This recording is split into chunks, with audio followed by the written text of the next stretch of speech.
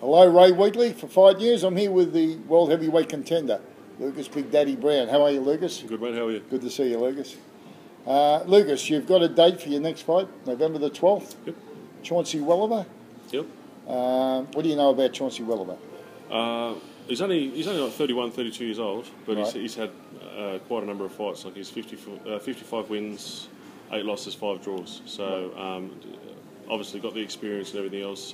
He's been in there amongst a lot of different people. Mm-hmm. So it's something that I'm not going to obviously take lightly. I go into a fight knowing or thinking that I'm going to win anyway, but it's definitely a test in regards to he's been there, done that.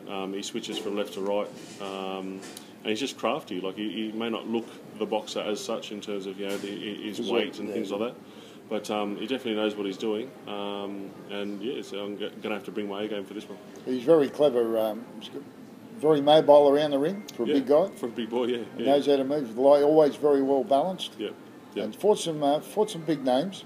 He has. Gave Sherman Williams a very tough fight. Yeah, definitely. Very close fight. And the biggest name on his career is Odlanier Solis. Solis, yes, that's right. Who stopped him in 9 rounds, but didn't actually have him on the canvas. No, stopped him standing up, so he hasn't actually hit the ground yet as hit arse on the ground or knocked out. So 68 fights, he's never hit the deck. That's right, yeah, definitely. So is that your aim, to try and get him down? I don't like judges' decisions regardless. Yeah. I don't like having my fate in someone else's hands, so I'd love to be able to actually stop him, whether it's standing up or not, but it's always much more dramatic when you see him on their arse, Yeah. Well, I'm sure it's going to be a good fight. Now, your preparation's been good? You've got Jeff Fennick training you? Yeah, definitely very good. Jeff's obviously he's very technical with everything he does, and just those little things that need to be tweaked on my end, dropping the weight and things like that. Dropping the weight meaning me dropping my actual weight when I'm throwing punches and stuff like that. Mm-hmm. On my end, it's actually dropping the weight itself, dropping the kilos, and just being a little bit more mobile and a bit more fit, things like that. So they're the 2 things that I've sort of needed to really work on for this one. Okay, and you've dropped about 5 kilos? Yeah, so far I'm 119. The best I've been so far, I weighed in at 114. I probably fought about 115, 116. So if I can get somewhere near that, I know I'm on the right track. And you predict you'll be down there at 115 for this fight? Yeah, I'd say about 117 personally, which I'll be quite happy with, Okay. Now, Lucas, Steve Cunningham had a very tough fight on the weekend. Mm-hmm. Fought Vasana. Yep. Who had only fought 6 and 4 rounders. Yeah. But had Cunningham on the deck in round 5. Mm-hmm.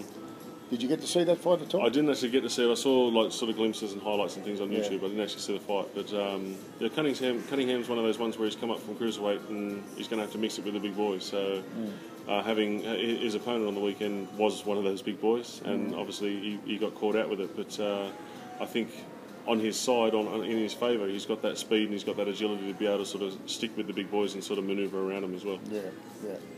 Now, did you notice that Tyson Fury put out a challenge to Anthony Joshua? Anthony Joshua, yeah. I like Tyson. Like the more I hear about him, and I've actually met him in person and everything else, I quite like him. He does hype it up a lot. He brings a little bit more excitement back to boxing, which is great. He'll call anyone out. He doesn't really care. I like Tyson. I like the sort of direction he's heading as well.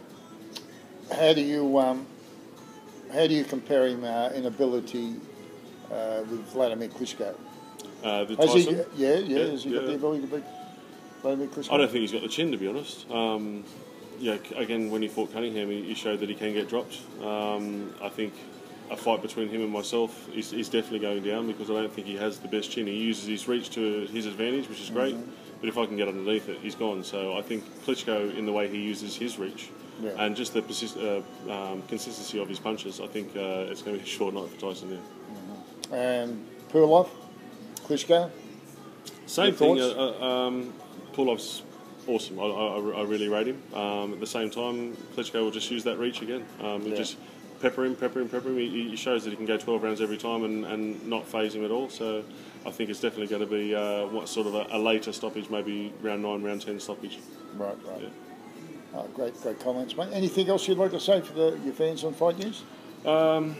Basically, I've been doing a lot of thinking just about my life and about different things that are going on in my life. And when I started fighting, I was a lot sort of angry and a bit more sort of involved in the boxing, where I've calmed myself down a little bit more and somewhat lost a little bit of the confidence side of things, I think. So I sort of got to reach back into when I first started and why I'm doing it all in the first place, and just bring a bit more of that aggro back, a bit more of the Mike Tyson sort of essence in a ring, which I think everyone wants to see as well. So I think everyone's expecting that from me and coming out like an animal and everything else. So I think with the fitness side of things for me, if I can have the 100% confidence that my fitness is 100%, then the rest of it's just history. So yeah, bring a bit more of the animal back.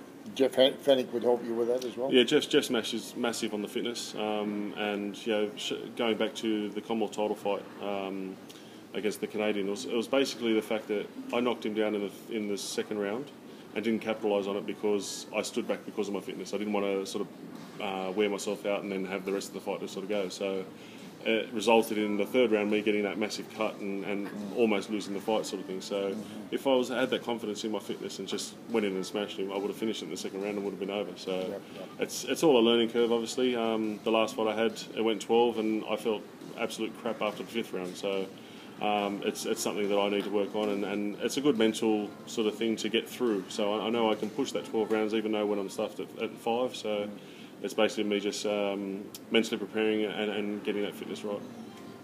That's great, Lucas. That's 21 fights you've had now, 18 KOs? Yep, that's correct. Okay, mate. Yeah. We'll be all down there at ringside to watch you go around with Chauncey Welliver. Yeah, it's going to be a Real great Yard night. Hammer. Yeah, that's exactly right. Yeah. Best of luck. Best of luck, Lucas. Cheers, mate. No worries.